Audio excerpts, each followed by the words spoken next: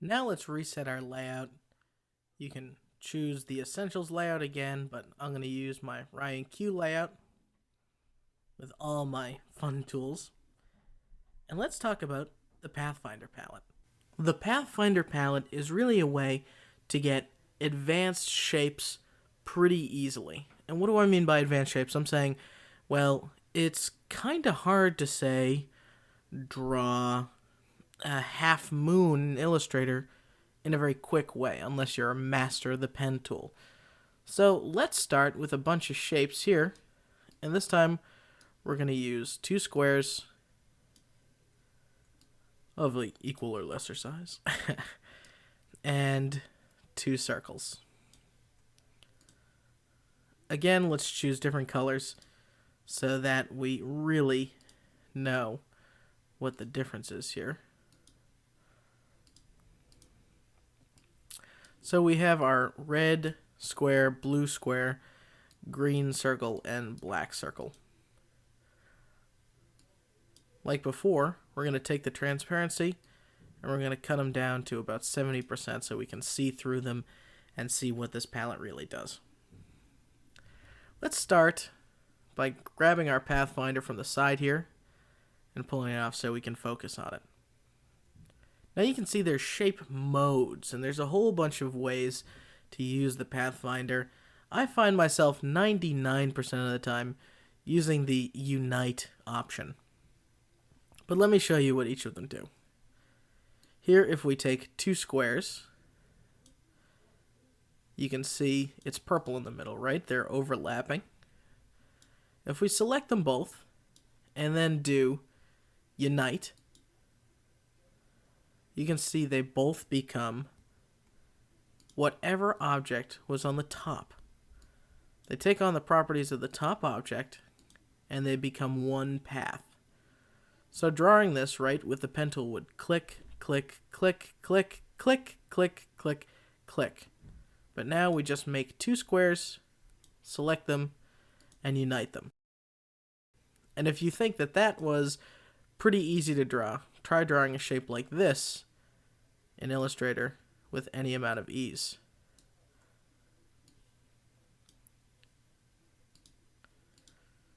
Pretty tough. You'd have to click, click, click, click and drag till you have a perfect circular curve. Click down. So the Unite takes all the shapes, combines them, and takes on the property of whatever the top shape is. Next, we have minus front. So the front object is going to cut out of the back object. Pretty simple. If you have multiple things selected when you do a minus front, you can see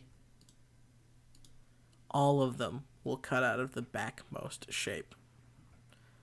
A pretty nice way to get, actually this kind of looks like a batarang, doesn't it?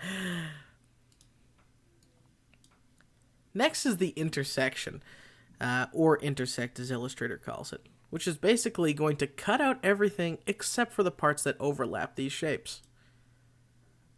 So all we're left with is the middle there, and I'm going to do it fast just so you can see.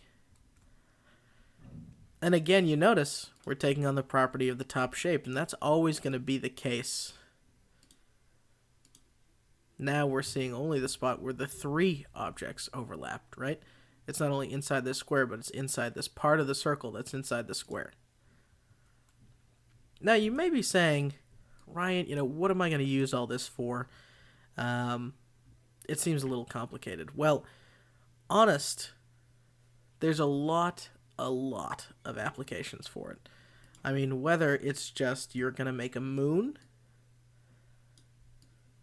and select them both, and then we'll come here and we'll say, I'd only like the bottom one, please.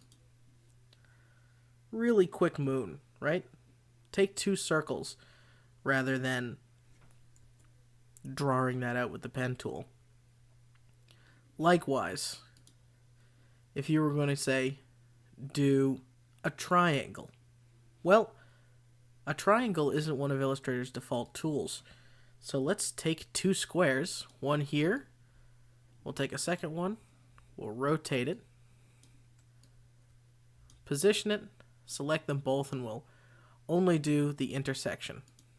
Now we have a very quick triangle.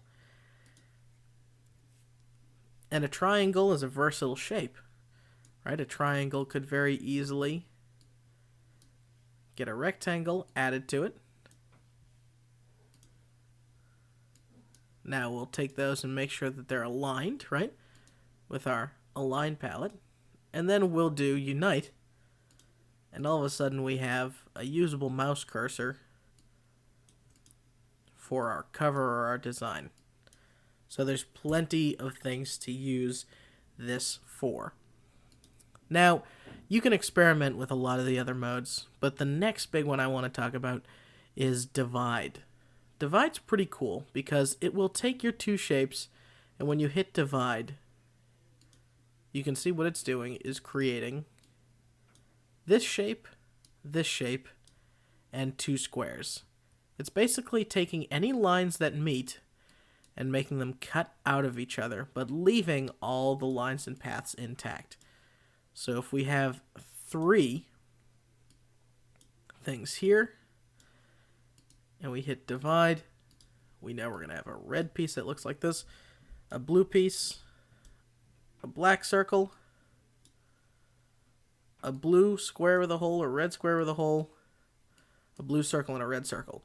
So you can do a lot of advanced cutting and trimming, all with the Pathfinder palette. Now, what's the application of that? Well, remember when we drew a smiley face a few lessons ago? Back when we drew that smiley face, we didn't really do it the best way we could have. We had our smile that we drew with the pen tool. But now I can take a line, just draw it right across and hold down Shift, remember, to keep it straight. Select both objects, hit divide, then use direct selection to come and just take the top and delete it. And there's a much nicer half circle than what we had before. And now that it's a half circle, you can see I can resize it and shape it and do all that sort of stuff to it. It's important to note, though, that when you do cut an object in half like that, I'll change the color so you can really see. We hit divide, watch the end of the lines.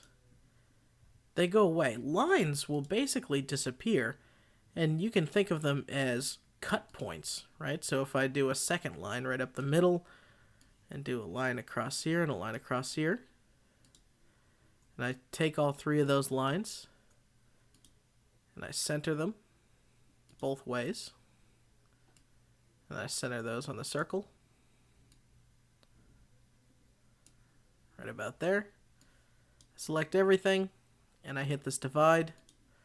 We basically just use the divide like a pizza cutter. Now, if we move it around, the Pathfinder automatically creates groups, right? This is one object still, as far as Illustrator is concerned. So double-clicking takes us into this group. And then we can take out pieces of our pie, or our pie chart. If we were going to do a pie chart and we wanted to make this go out here, and make another slice of data here, but this was all the same, we'll take that and use unite. Take these two and unite those.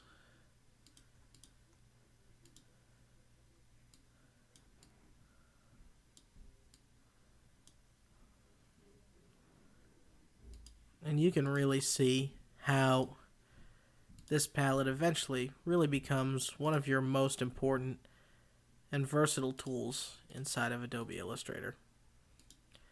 It just has all the goods, and it really can make your designs look pretty professional and pretty great. Now again, I'm using a very simplistic example here, but you can imagine if it's just a piece of something that you want to cut out. Say we make, let's go and open up one of our class files.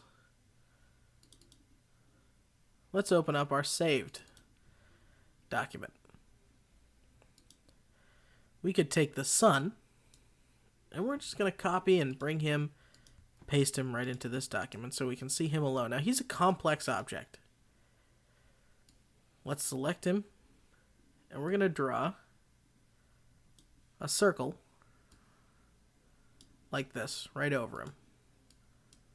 Now, I'm going to take that circle and I'm going to make it a drastically different color than anything he's got. So I'm going to do purple, bright purple.